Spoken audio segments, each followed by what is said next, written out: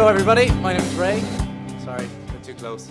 I saw that this says I'm talking about the messy realities of civic intervention. That's a lie. I'm sorry, Teresa. My talk is not exciting at all. It's about procurement and tendering processes. So I just want to frame that now. If you came looking for something really going out with a bang, I think Niall should have gone off with, afterwards with his missile launch there. Anyways, a bit about me. I'm just going to tell you a little bit about who I am. I'm actually, my background is I'm a designer. I originally started doing graphic design. I was awful at that. Then went to London and studied interaction design at the Royal College of Art. Slightly better at that. Set up an agency in London doing kind of more service design, service strategy.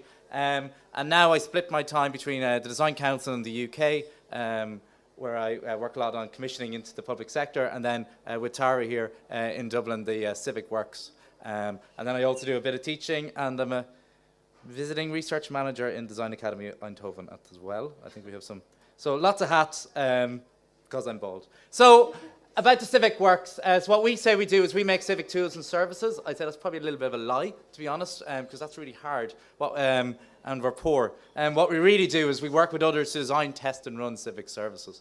And primarily we've been working here with the city and a number of different institutions, more national institutions and departments. But most of our work actually focuses less around the outputs, but more on the dark matter of cities. And this is a term that Dan Hill from Helsinki Design Lab and now Fabrica uses. And it's not about that plug. It's actually about the standards that realize that plug is going to be there, and the national wages agreement that paid for sets the wages that are the electrician who came to put that plug into the wall. So all that stuff that you can't see, but is actually in the background and shapes the city and the world that we live in. And that's a lot of the stuff that we deal with in our work. So the politics and the culture and the social and economic parameters that define the city. Which sounds really strategic and interesting. Actually, it's mostly like this. Mostly here, I'm kind of a hype man, jumping around going, yeah, what about this? You could do it more like that, and then the other side of it is really actually down the mines with a lot of people who work really hard, and a lot, like people in this room, who are actually behind the scenes, chipping away, trying to actually bring about change and making those interventions work. A lot of that is, really thankless tasks of sitting and renegotiating with colleagues and taking people for coffees and trying to convince them why this project is important. So a lot of my work is, I'm around a lot of times, people are talking about visions. We need to create one big urban vision, and we're all going to work towards it, and it's going to be amazing. Actually, so what's my vision for Dublin? I kind of gave it away. I don't have a vision. Actually, I think visions are really an outmoded idea. The pace of change is so great that too often our visions are outstripped by reality. This was somebody's vision once. That didn't come to pass. I think what's more interesting and more important is to talk about operating principles. So let's not all get around a vision and rally around it, but let's agree on what are those operating principles and then work together. It's about actually having lots and lots of different people. I don't want one central vision that we all have to agree to. I want to be fighting with you, but I'm working with you at the same time, So what might those operating principles be? I love this guy. Somebody said, go around and seal all the drains, don't let the Queen be blown up. This was how this guy did it.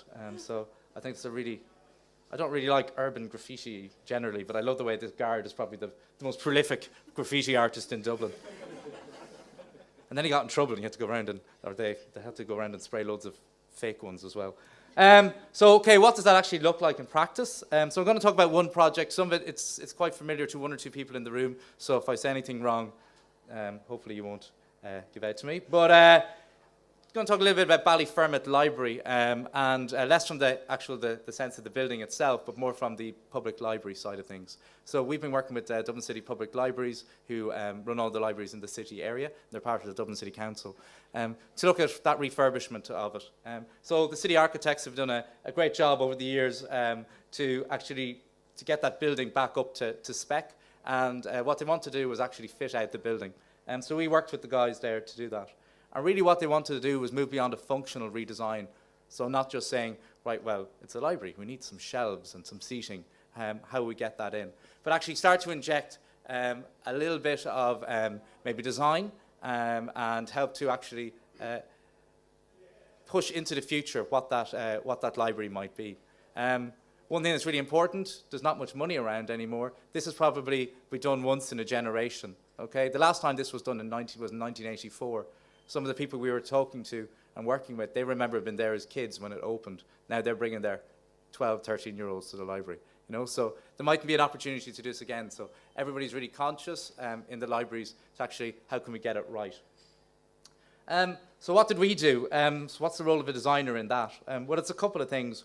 One is about actually going out and eliciting information and insight. So not really consultation. I think consultation is a dirty word. I think we should scrub it from our vocabulary. But actually, like what Dominic mentioned, co-creation. What might that be? How can you actually work jointly with communities?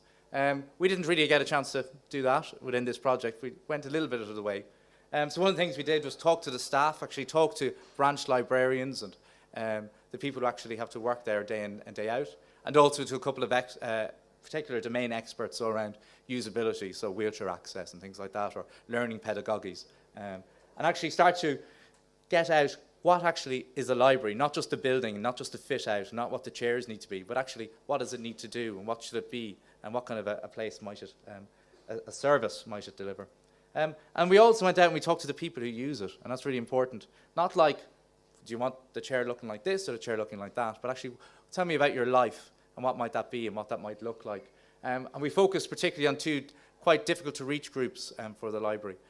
So one was around teenagers who are troublesome. I know Deirdre, you worked in the library many years ago. Ballyfermot Library has it's a young area, so there's lots of young people, and that can be sometimes troubling for particularly what we imagine a library to be like. And the second one is with mothers with young children, particularly parents and young children, and actually getting them to find out about what's their lives and what might the library be for them. So we did that, and then we boiled all that down to a set of principles, a set of operating principles, not just necessarily for the fit-out building itself, but actually for the services that a library might be and what it might deliver. And then on the back of that, so this is very like, this is what we did, because I think one of the things you want to know is sometimes the messy realities, well, it just looks like this, bits of paper, and then really messy chats around it. But then actually what we did on the back of that is actually to put some life on the bones, to actually kind of create a design primer. And this is really about stretching out what those things might be, not just in terms of, well, the chair could look a little bit like this, but actually what might the library be and what might it do and what might it look like, and does it even need to be in that building? And that was really about based on the insights that we got from the people that we talked to. Not all of them went through. Some of them were very much about stretching maybe a little bit too far into that dark matter of rotas and shift changes and Croke Park, and sometimes you need to pull back a little bit from that. But that's the reality of it, you know. That's really important. But we got some really lovely ideas, and I think that that did come out that weren't directly related to the tender. I'd like to say, you know, I'm here talking, but I think Tara is actually probably the person who did the vast chunk of work on this. So you can talk to both of us afterwards if you're interested. And that sounds all nice and designed, but actually what that came down to is a tender document, a legal document that needed to go out into the world that, you know, people could respond to, they could bid against, and then effectively somebody's commissioned to go out and deliver it. And that's particularly what I'm really interested in, is the commissioning side of it, less actually doing it, but how you can help people to do that. This might, you know, it's not all about grand visions. What I really love about this, it's actually, you know, it's about materializing that or making it tangible into something as simple as, here's a line, there's a grade for it, there's a mark for it. If you get enough of those marks, you get six-figure sum and you get to do great work. And that's really important, is about actually how can we design those systems so we can help people to do great work. So that's what we're really interested in, and I need to speed up. And so this is the library. It's work in progress. This is from a few months ago, but it's going to be opening on the 29th of April. Go. They have coffee. So some things that we learned. One, there's lots of people who really care deeply about their library, the people who work there, the people who design it, and the people who live around it. It's really important that you actually engage with those people and bring it on board. And libraries are social worlds, they're not just buildings. And that for me is really important. The cities aren't just buildings. I'm not particularly interested in buildings, but they're social worlds. And that I mean that people, it's where somebody works, it's where somebody pays their mortgage on the back of that place, it's where somebody takes their kid, because that's the only time they only get to see them once a week because they're broken up with maybe their partner. Those kind of things are important, and if you're not able to, we need to be really important about how do we actually build that into a tendering process. So what we have done differently, I would have loved to have been bolder on the project. I would have said, no, we're going to do it like this.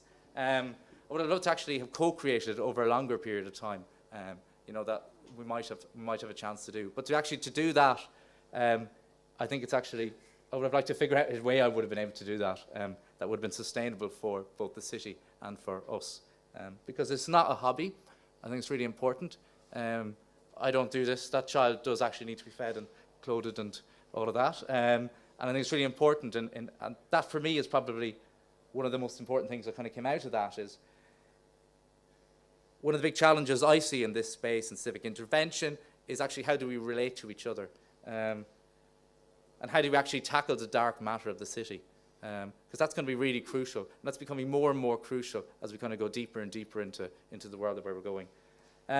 So for me, what's really exciting was actually being on, working with the team in the city libraries inside and actually helping to put something into a process that, is down and it exists and it's inside the system. It is changing those rules that Niall was talking about, those operating principles. It's really exciting to hear about Dominic and Sven actually in that world as well. Because I'm really worried actually that maybe I spend a little bit of time, and we all maybe spend a bit of time with this, where I'm going, I want to do my cool project. Would you help me to do my cool project? And that just, we're effectively asking institutions to be our patrons rather than being our partners. So how do I stop doing that? And how do we help, form new, different types of relations, more co-creative ones? Alternatively, as Niall was saying, should we be looking at, can we do it outside of it? Maybe it's not about the rules. Maybe it's actually about creating the cultures in the organizations that we work in and in the city that we live in, and actually then growing it more organically like that. We think there might be some opportunities for figuring out new sets of relationships, what they might be, and we'd love to continue the conversation around it. Thank you very much, Ray.